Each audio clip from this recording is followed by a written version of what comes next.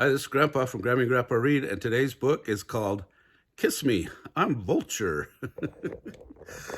And it's written and illustrated by Richard Hefter. There's a Sweet Pickles crew.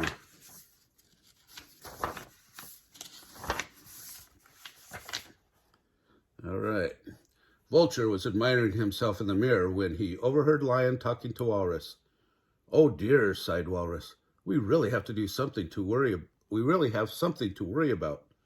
"Don't be silly," smiled Lion. "It's easy. All we have to do is find someone to lead the harvest parade." "Oh my," moaned Walrus. "Why did we ever let ourselves get talked into organizing the parade? Suppose something goes wrong. Suppose it rains. What if nobody shows up to watch? Suppose it gets cold. And worst of all, what if we can't find anybody to lead the parade?" "Stop that worrying right now," sighed Lion. "Everything will work out just fine. Everyone is looking forward to the parade. All we need to do now is find someone to stand out in front of the parade in the costume and lead us down Main Street." Vulture rushed over to them. "I couldn't help overhearing your little problem, friends," said Vulture. "Maybe I can help you find just the right one to lead your parade." "That's all right, Vulture," smiled Lion. "I don't think we need your help." "On the contrary," screeched Vulture, "help is just what you need. You are obviously having trouble making up your minds." Vulture threw his arm around Walrus. "First," he said, "you need to find someone who is really impressive and handsome." "Oh," said Walrus. "Yes," cried Vulture, "someone tall and strong and gorgeous." Vulture stood on his tippy toes and preened himself. "You need a perfect specimen, a natural leader." "But," Vulture, cried Lion, "it's just a parade."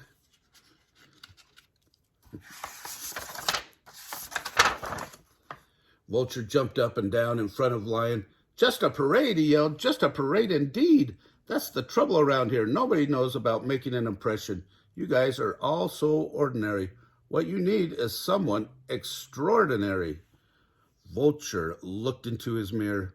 "Someone strong, someone handsome, a shining example to everyone. That's what you need to be the leader of a parade." But Vulture moaned, Walrus. "Where are we going to find someone like that?" "I know," exclaimed Lion. "Camel is tall. Let's ask her to be the leader." Vulture stretched himself up onto the tips of his toes. Then he pulled his neck straight and made himself as tall as he could. "There," he squawked. "See what I mean? I mean tall."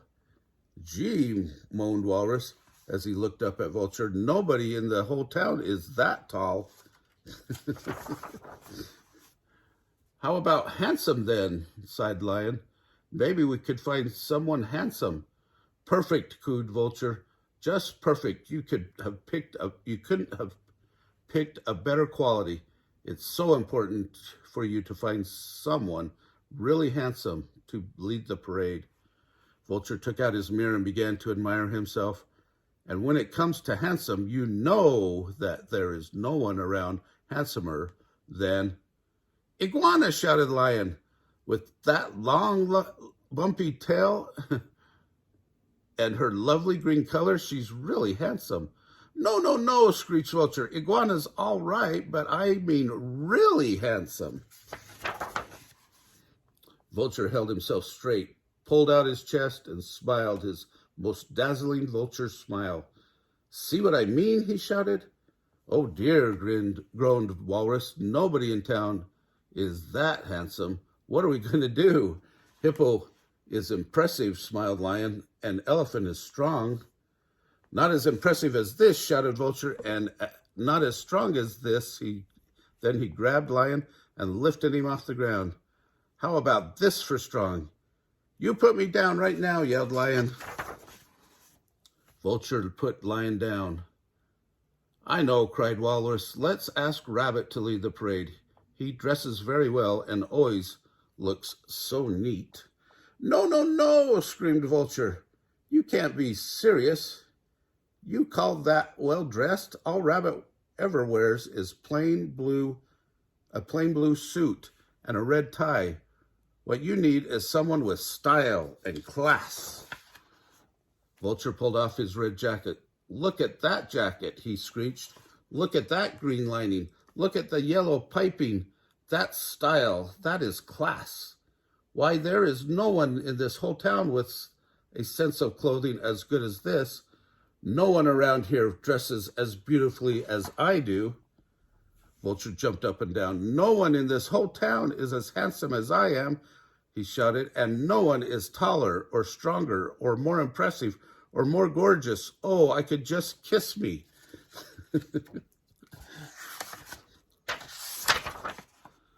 Vulture looked straight at Lion and Walrus. He began to shout again, I am the greatest and the most beautiful and the most wonderful one in this or any other town, and there is no one else you can possibly choose to lead the big parade. Vulture sat down.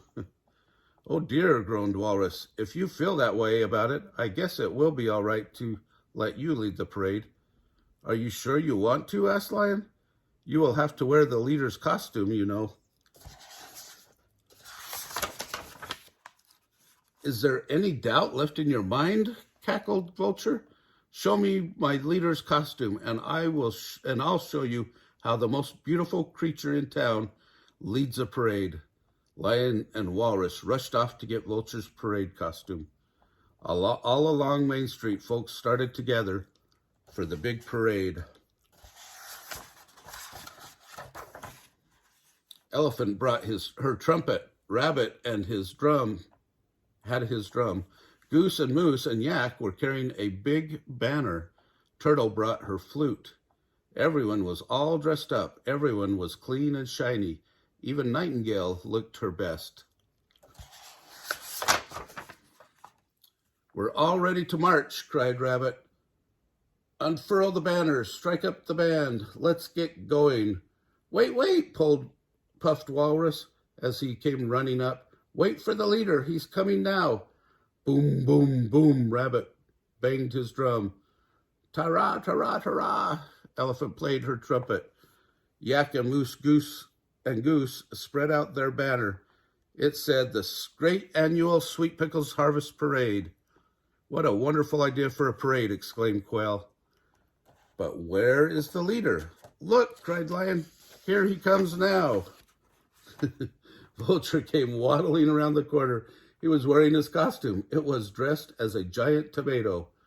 He was completely hidden inside the giant tomato. There was nothing showing but his beak and his feet. Hooray, shouted everyone. The parade started.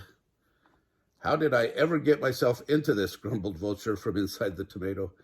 How could this happen to me? You are just a natural leader, I guess, smiled Lion. You're right, exclaimed Vulture from inside the tomato, and I'm the handsomest, tallest, strongest, most impressive, best-dressed tomato you'll ever see. Oh, poor Vulture. Sometimes it's not always good to get what you want. Anyway, if you enjoyed this story, smash the like button down below, subscribe to our channel, and watch the playlist for Sweet Pickles.